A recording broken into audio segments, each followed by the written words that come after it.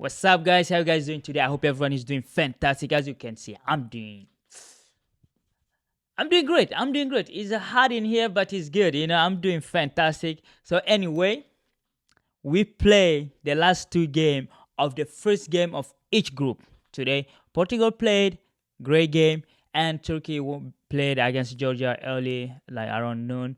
So that was a good game. I think the Turkey game is the best game of the tournament so far. And of course, we have the fixture list from the Premier League. So which team are playing who. So we know which team Chelsea is playing first. And we're playing a big one, the champion in the first game. Yeah, that's crazy. Last year they gave us Liverpool, and this year they gave us Man City. So we're gonna go through that to talk about later about the list, to see how we're gonna do. And of course, let's go. Let's start quick, to address the game. Well, by the way, Mbappe news is there. We're gonna address that too. N'Golo Kante. So we're gonna talk later about all that. But the Turkey game, I just watched it because Arda Güler, and boy, I wasn't disappointed because that dude, that boy is just good. Hey, if I'm Rodrigo right now, I'm just packing my bag. After the Copa America, I'm just going somewhere because he's gonna compete with a natural left-footed playing in the left wing, and you are right-footed. Your best position is in the left wing, while Vini Junior, Mbappe will be there. The way we saw Mbappe play yesterday, I think he's gonna play like that in Real Madrid. Him and Vini gonna be switching around multiple times. So Arda Güler is good. Arda Güler is good. You give him time, he gonna do it. The goal he scored today, just pure class. It's a pure class. The boy is just 18, 19.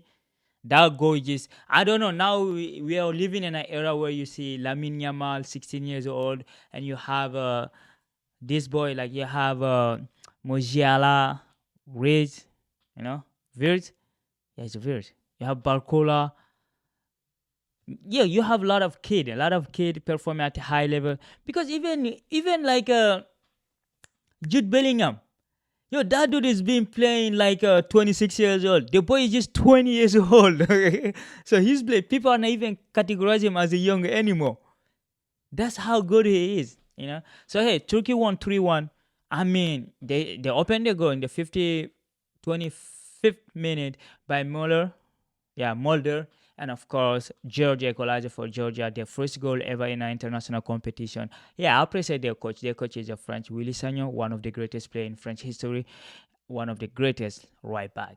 He was good. In 2006, he was our right back. And of course, he took them to a Euro for the first time, and they scored their first goal in their first tournament. So I think they're just really young, because the third goal, they don't supposed to concede that. They could prevent that, because there is a goal difference that will even disqualify them at the end, because now instead of losing 2-1, they lost 3-1 because everyone wanted to score. So hey, the second goal come with Arda Güler, 65 minute. Hey, you should see that goal. You should see that goal, bro. The goal, he whooped the ball like from the left top of the right corner, bro. The goalie didn't even move. He was freezing, like cold Palmer goal. No, I'm just no, not Chelsea thing. This is a Turkey. So Arda Güler goal was beautiful, and of course the third goal, like I said, they could prevent it, but they got a free kick in the 90 plus 3 minute, the last kick off, and everyone went and they wanted to score, even the goalie. So they took a counter attack, no defender, no goalie. So the guy went to score in the empty net. So Turkey won 3-1, and they took a great step toward the qualification. It's the first time the Turkey win their first game in a major tournament ever. So that's good. England won last time. It was the first time they win it too, for a long, long time ago. So I think, hey, things are changing. So we don't know what's going to happen, what kind of surprises we will see. But this game, hand down, was the most entertaining game in the Euro so far, because they were going back and forth. Both teams wanted it, and a lot of chance was created. Turkey had 22 shots, and Georgia had 14 shots. So like it was crazy. It was a good game, very entertaining to watch. And of course, that being said, Turkey has a 3 point, and Georgia have to go again in their next game. So hey, that would take us to the next game. Of course, the game of the day. Everyone was waiting for it. The world was waiting for it. We were waiting for it, and even the people who don't watch soccer were waiting for it. The entrance of the GOAT into the list. Cristiano Ronaldo. Of course, the first game of Portugal, and he was there. 39 years old. Pep, 42 years old. The oldest couple to play in the Euro. So like that's crazy, So the game overall it was good. Portugal, just like all other big team, France played yesterday. It was a really tough game to win, and England game was tough to win too. So, but Portugal had a similar situation, even though Portugal really dominated the game because the position was like more than 70%, and they had 19 shots, 8 on target, 74% of ball position, more than 700 passes. So Portugal really dominated the game, but the Czech were good. Like they were really compact together. They were helping each other, running for the ball, and of course Cristiano Ronaldo had some chances, even though the offside was there.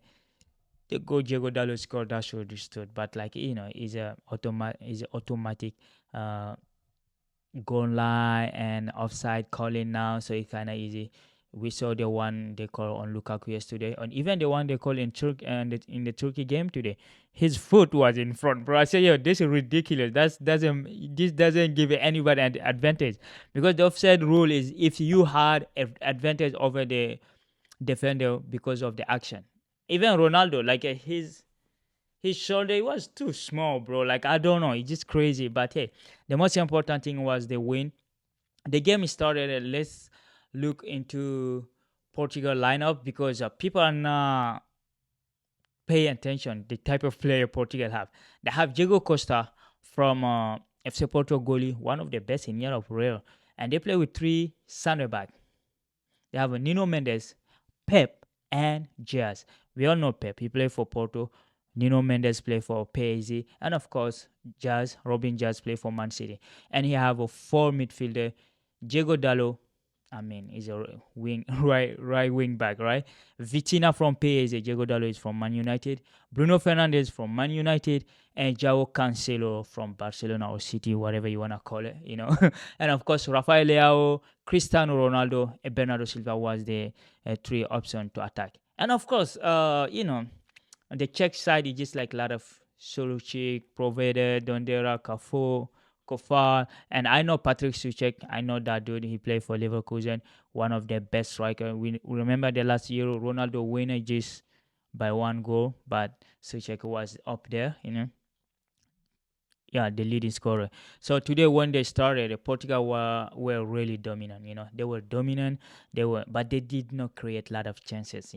I mean, they had like 19 shots, but they just shot because they shoot. Like even Diego Dallo, Nuno Mendes was shooting from the midfield. So because the defensive line was really compact. But Cristiano Ronaldo had his game. People were waiting to see would he be able to play 90 minutes at high intensity because he played in Saudi League. I think that debate is close because N'Golo Kante saw that it's possible. So Cristiano Ronaldo played 90 minutes and he put in the work. He had a really good performance in the game. And of course, Bruno Fernandes. I think what let down Portugal today is Bruno Fernandes and Bernardo Silva. Their last pass weren't good.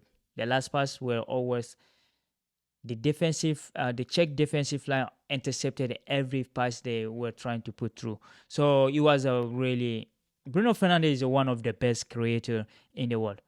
Bernardo Silva, we know, playing Man City. But today it was just like they're not seeing it. Even Vitina is a really creative midfielder from PSG, but they weren't finding their striker. And Rafael Leao had a really first 20 minutes. After that, he just died out even in the second half. Rafael Leao, like they did like into 10 minutes without him touching the ball. It was crazy, like him disappear like that.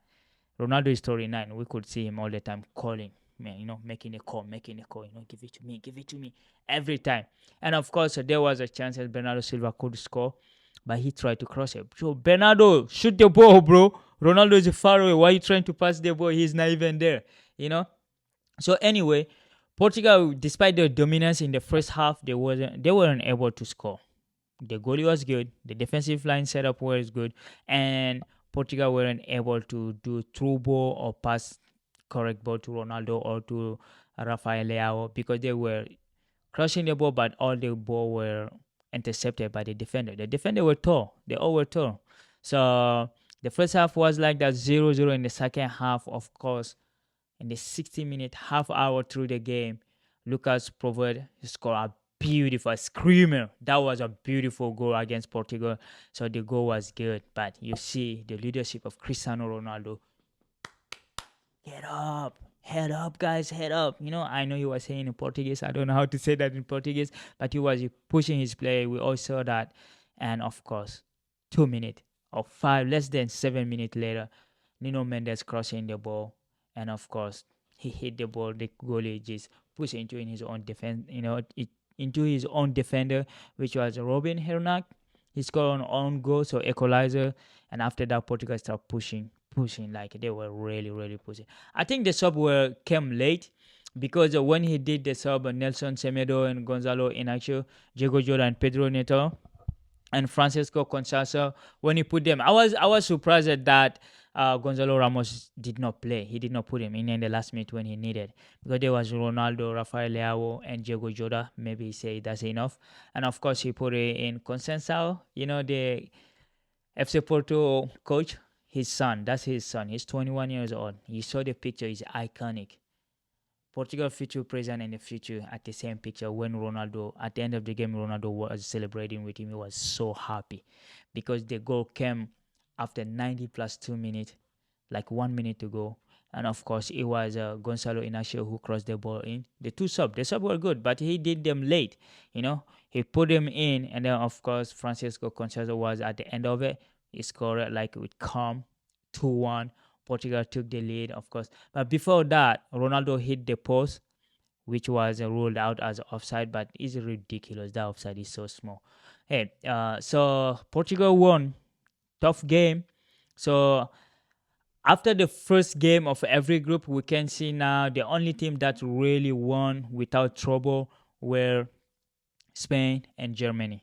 But all the other favorites had to suffer for their win. England, France, Netherlands, Italy, and who else? Portugal. They were tough game. But hey, the most important thing is the 3 point. Only Belgium lost, losing people ticket at the same time. Guilty. So hey, of course that was the result of the first game. Tomorrow we're gonna see Croatia will be playing tomorrow, and of course Germany will be playing tomorrow, and Switzerland will be playing tomorrow. So we're gonna go back to that. And of course, it's been a while. I'm not talking about club football because it's a lot of rumor. Been talking the same thing. So I just focus to the Euro and the Copa America that's going to start on Thursday. But hey, we have the official game for Chelsea for the first. We're gonna see the first 5 game. We'll be playing August 18. We'll be playing Man City home. Just like we played Liverpool. That's crazy. Like the biggest club possible. So we're playing Man City home, Wolverhampton away, Crystal Palace, and FC Bournemouth. And then West Ham. So like these are the first 5. So for me, I want to at least get 12 points on this. I don't know how we and City going to be. But that will be those games. And of course, we're going to have some game during November, October. So those will be really tough. November, October, we have Man United, Newcastle, Liverpool. So those will be those months. It will be tough. Like I wanted just to see the last 5 game. May 25 will be Nottingham Forest will be the last game. Manchester United, Newcastle, Liverpool. So the last 4 games before the last game will be tough. It will be Liverpool home, Newcastle United away, Manchester United home. So we're gonna see after the first game. We will see what kind of football we play. We don't know what Enzo Maresca gonna propose to us, but we'll see in the pre-season preparation game. We're gonna see what kind of football he's gonna put in place. He's gonna have his first test against his professor. We're gonna go the professor or master in the first day of the Premier League season against the champion. So we're gonna wait to see that. Anyway, today was fun. I think, like I say, Turkey, Georgia, the best game in the tournament so far that I have watched so far. and of course Portugal winning is a great thing, great thing. So anyway guys, hey, if you're new to this channel, make sure to subscribe, like and share so you don't miss anything.